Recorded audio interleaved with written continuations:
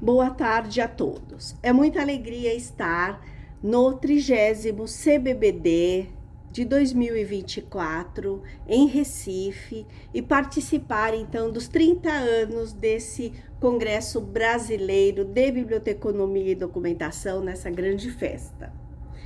Eu sou Lauci Bortolucci Quintana e vou falar sobre caracterização de coleções históricas como patrimônio bibliográfico na Biblioteca MacUSP. Eu sou mulher, cabelos curtos e uso óculos. O objetivo, então, é uma análise sobre duas coleções históricas, bibliográficas, do Museu de Arte Contemporânea da Universidade de São Paulo, MacUSP. Mário Zanini, de 1976, e a doação de Walter Zanini em 2018. Vamos pensar, então, na análise sobre esses acervos, aliado às atividades de cada um dos doadores nas suas contribuições artística e acadêmica. Pensando nos conceitos de Didier Travier, vamos buscar então a possibilidade de caracterizar essas bibliotecas enquanto patrimônio. A primeira, Mário Zanini. A biblioteca do artista é a síntese entre esses livros, formadores dessa biblioteca, e sua própria obra plástica. Vamos pensar no livro Tratado del Paesage, de 1943, de André Liotti, como uma exemplificação de um todo. Assinado por Mário Zanini em 1950, ele apresenta uma discussão sobre a importância histórica da paisagem, das cores, da luz, do desenho. Em 50, Mário Zanini busca a sua linguagem pessoal, e essa biblioteca está sempre respondendo aos seus questionamentos, nas passagens principalmente em que Liotti cita o respeito do artista à própria natureza. O artista Mário, no processo de formação da sua biblioteca, nos faz perceber a conexão do seu fazer, da sua trajetória artística e a formação da biblioteca, elucidando então que o processo de escolha de cada título estava em consonância com as ideias e questionamentos revelados na pintura. Walter Zanini. Essa biblioteca, como a do seu tio Mário, é o resultado de uma vida inteira de estudos e pesquisas, notadamente agora com o viés acadêmico. Ela foi organizada, compilada e constituída por um pesquisador, um professor, e a coleção traz o mérito da sua formação intelectual.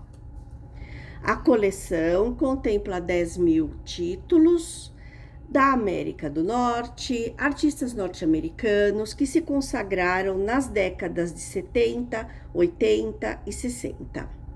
Os assuntos a serem destacados majoritariamente nessa coleção estão vinculados à arte conceitual, monografias muito especializadas, como por exemplo de Matisse, Permec, Duchamp, Ferreira Goulart, Adorno, Lucy Lippard, que são os artistas teóricos, escritores teóricos da década de 60 e 70.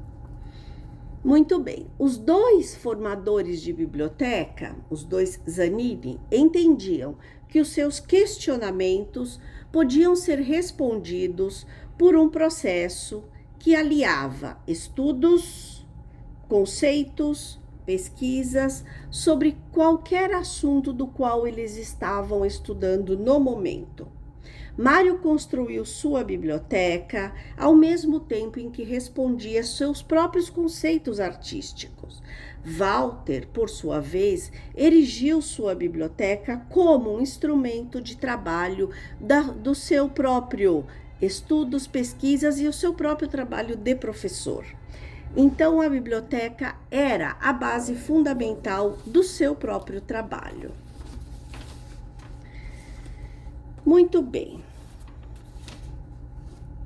Como entender, então, essas duas bibliotecas enquanto patrimônio?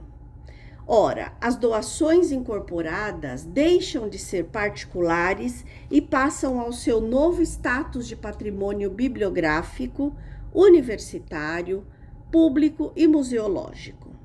Vamos pensar agora no lugar conceitual dessas coleções e o papel a ser desempenhado por elas enquanto patrimônio. Novamente, pensando como Didier Travier, que aponta os critérios de análise dos livros das bibliotecas universitárias francesas, quanto à noção da formação das coleções especiais e da reserva dos livros raros.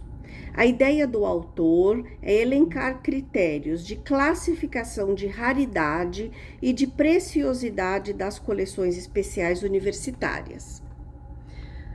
Pensemos no critério de origem, entendido pela presença de livros editados no exterior, obras únicas, obras escassas, edições especiais, podendo contar inclusive com anotações de personalidades e de marcas importantes da instituição.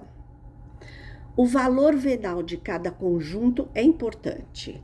Porém, o valor de interesse é o conceito que agrega o valor de raridade e de preciosidade no tempo presente, conjuntamente com a sua característica histórica do valor no momento em que é pesquisado. As características sobre a raridade de um documento, independente da apreciação do seu valor venal, o faz ser tratado em questão do valor de interesse local, ou ainda em valor da virtude do interesse para aquela biblioteca especializada que o mantém. Isso é muito importante, porque o valor de interesse é dado também no momento do qual um pesquisador se debruça sobre essas coleções para estudá-las. O valor de interesse, portanto, é um valor subjetivo, é um valor que se altera a cada momento em que é estudado. Didier Travier também chama atenção para a questão da memória com relação às coleções bibliográficas. Travier as considera enquanto patrimônio, pois são um marco na história da instituição ou mesmo um marco na história da ciência, em virtude desta personalidade que é a formadora da coleção. As coleções são patrimônio institucional, pois são formadas por obras que vão ao encontro da própria instituição que a acolheu, de acordo com a sua história e a sua missão de vida. Vamos finalizar então essa reflexão pensando que o MAC-USP abrigou essas duas coleções num tempo de diferença de 47 anos entre o primeiro aceite e o segundo, da mesma família, um artista e um literato referencial da arte brasileira. Juntos, essas coleções vêm iluminar e esclarecer o contexto da própria resposta que a arte brasileira deu a essa sociedade desde os anos 50. Então, eu gostaria de deixar aqui um convite para a visita ou perguntas sobre esses acervos, sobre essas coleções históricas e especiais e a possibilidade de caracterizá-las, então, enquanto patrimônio.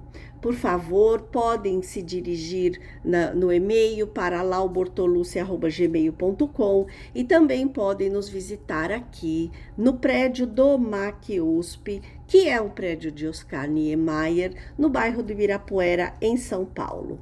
Muito obrigada.